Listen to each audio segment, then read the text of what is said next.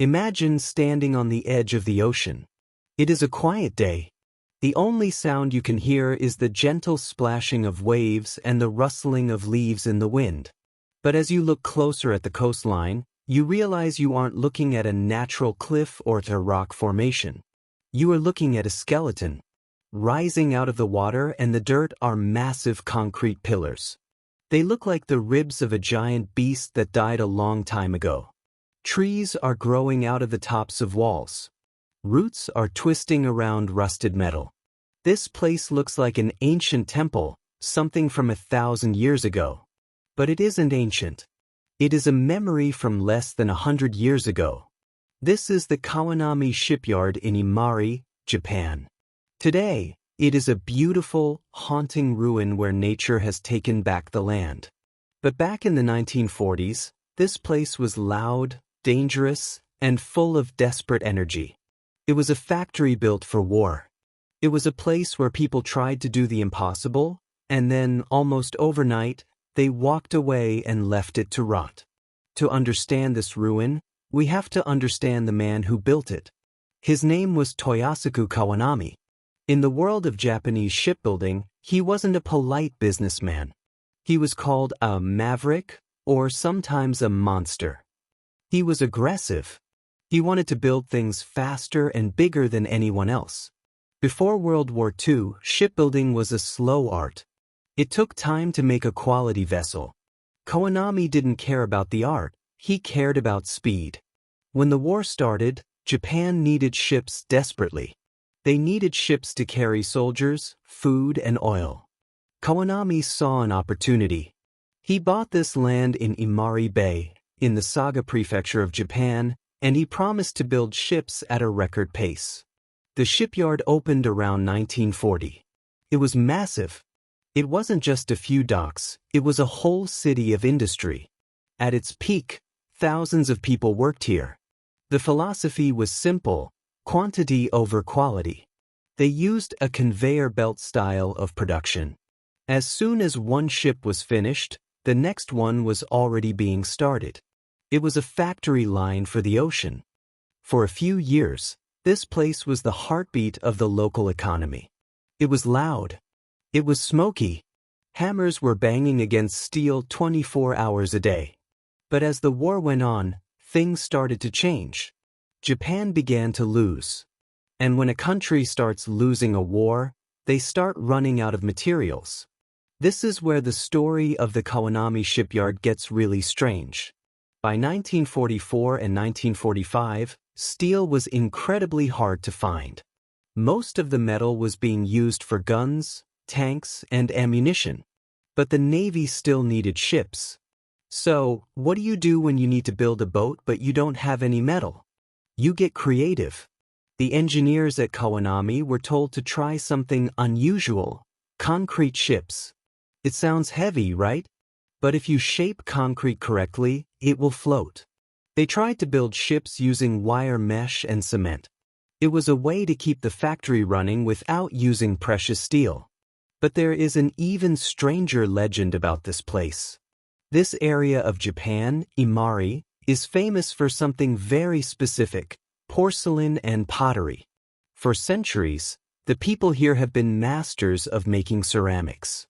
There are stories that, in their desperation, the military and the shipyard actually looked into making ships out of ceramic or glass materials. It sounds like science fiction, but they were considering using sea glass or reinforced pottery material to build small, suicide boats or transport vessels. While mass production of glass ships never really happened, it shows you how desperate the situation was. They were willing to try anything to keep fighting.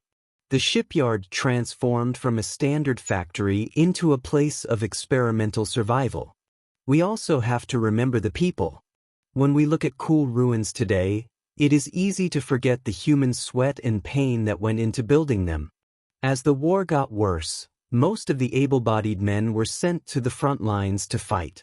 So, who was working in the shipyard? The workforce changed.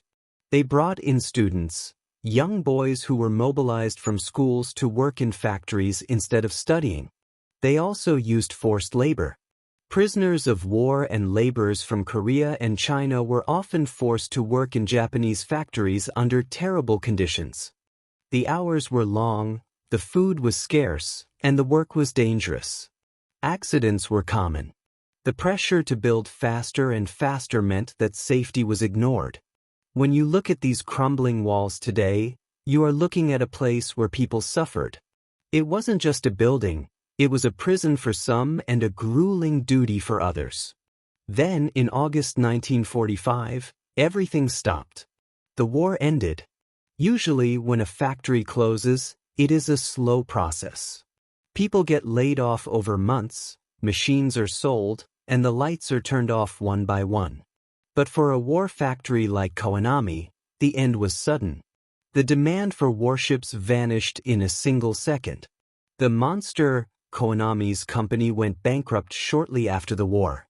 The shipyard was abandoned.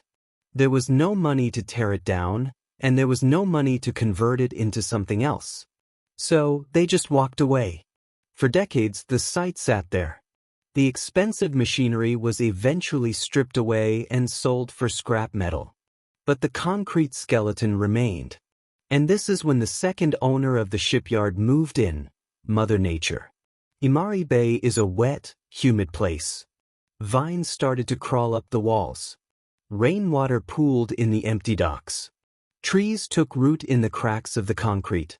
Slowly, the gray industrial complex turned green. The sharp edges of the factory became soft. Today, the Kawanami Shipyard is a popular spot for ruin enthusiasts, known as Heikyo in Japan. It has a very specific atmosphere. It is often compared to the floating castle in the Studio Ghibli movie Castle in the Sky, Laputa. If you visit the site, specifically the Ponnampu or Ganura area, you will see concrete columns standing in the shallow water. These were once the foundations for the cranes and the slipways where ships were launched. Now, they look like ancient Roman ruins. The reflection in the water is peaceful. It is hard to believe that this was once a place of noise and war. There is a strange beauty in it.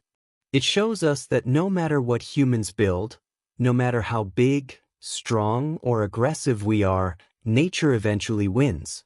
We built this massive complex to conquer the ocean, but in the end, the ocean and the forest reclaimed it. It serves as a memorial not just to the war, but to the hubris of industry. It stands as a reminder of a time when the world was on fire, and how quickly that fire can be extinguished, leaving only cold ash and concrete behind. Thank you for watching. If you enjoyed this journey into the abandoned history of Japan, please hit that like button. Have you ever visited a place that nature has reclaimed? Let me know in the comments below. See you in the next video.